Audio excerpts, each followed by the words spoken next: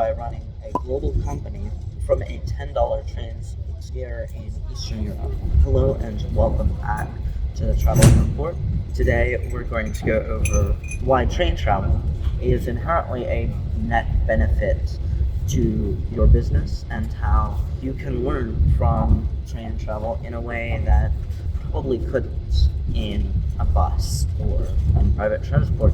I'll break this into a few parts. First part I'm going to break it into is the fact that connections are not built in private transport, as the wealthier people aren't using buses, they aren't using private transport even. Instead, they're using trains, which may seem counterintuitive until you realize they're looking to navigate to a business class ticket on a train, oftentimes more beneficial than a ticket on a nice bus, and it's cheaper too. I am sitting on a train from Lviv to Odessa, and it costs less than $10, and that's the arbitrage opportunity, is taking a relatively inexpensive item and making it used for furthering your business, furthering your wealth, furthering your life.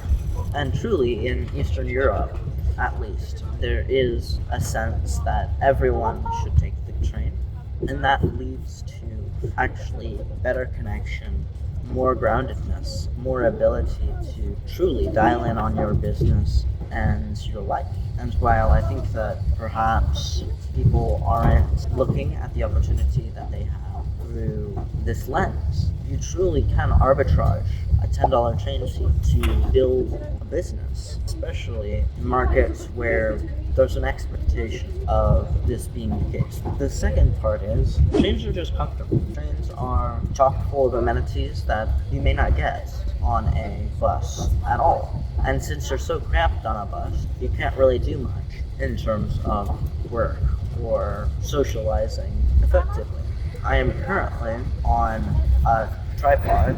Actually, I'll show you. I'm currently using this to record, and I apologize in advance for the audio quality, as I'm sure it will be less than stellar. However, I'm building a brand where I can go on a train and speak to people and close a deal. And that's one of the powers of consulting. Even if you're just a digital nomad, or you're building an international brand, or you are spending time truly just making somehow a remote income, then a train will allow you to write up documents, go on the internet, reply to people who need to be replied to. You aren't restricted at all by the air traffic, by having to go through immigration, unless you're doing an international train, in which case, yes, you will have to, but it's often faster. Third thing is it's huge time arbitrage. Realistically, a train is more well suited to go a few hundred kilometers in 12 hours than a bus is, as buses are able to do that. However, it's not as comfortable, it's not as quick. There are dedicated paths for trains to go down that they do stop, but not as much as you stop in traffic.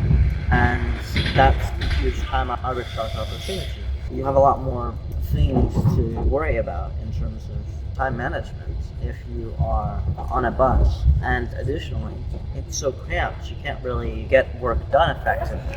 Whereas if you're on a train, it's not cramped, and you have leg room, arm room, you can, order foods, which many buses don't allow you to order foods, which I think that's inherently a very good way to go about things. Arbitraging the time you have and the services at your disposal. If you are in a bus, many times also they have to stop to use the restroom, which is all fun and dandy.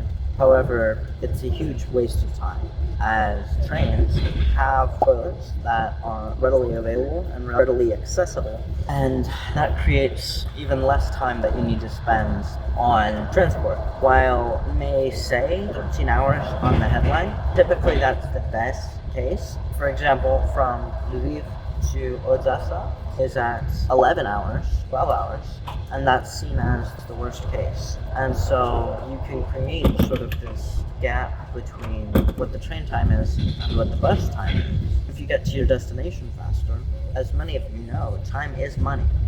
And you can check into your hotel, go through with whatever you need to go through with in that city. Especially in Eastern Europe, you're looking at large amounts of solid infrastructure for trains, not in all countries, of course. Albania doesn't have amazing train infrastructure. I don't believe Serbia does, or Montenegro. So the Balkans doesn't have amazing train infrastructure. But there are still trains, and if you want to take them, you can.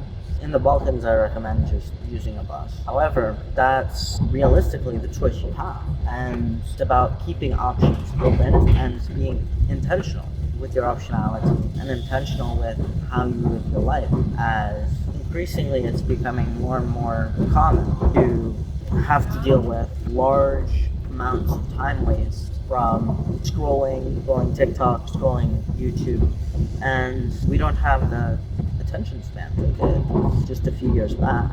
And this has inherently created a huge opportunity, but also a lost ability of socialization and truly spending time with other people. And it's with that trains are a massively underrated thing for socialization as well. I think that moving forward, many people will start using trains, and I think that Amtrak will become actually more popular as time goes on, and we'll realize that airlines are flawed as they don't have internet, and they're charging way more now just for simple things. I think that within the next few years, even in the US, train travel is going to be considerably more utilized, and I think that train travel will become more dependable in the United States, and that's what I hope.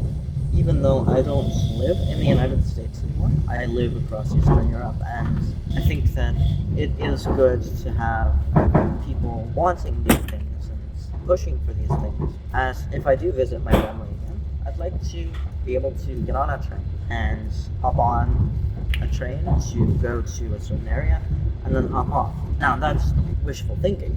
However, I think that, again, trains are a massively underappreciated thing.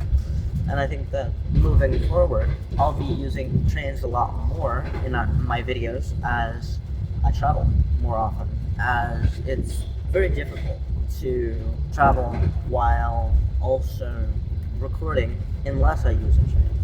I do hope to get a little bit better audio quality on these videos soon. I'll do my best, and I apologize again for the lacking audio quality. I just really thought you guys should know why I thought trains were a good mode of transport. And if you enjoyed this video, I would appreciate a like.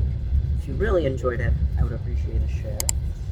And if you are wanting to join me on this journey, go ahead and subscribe down below. Let me know what you'd like to see next. This has been the Traveling Report. I'm signing out.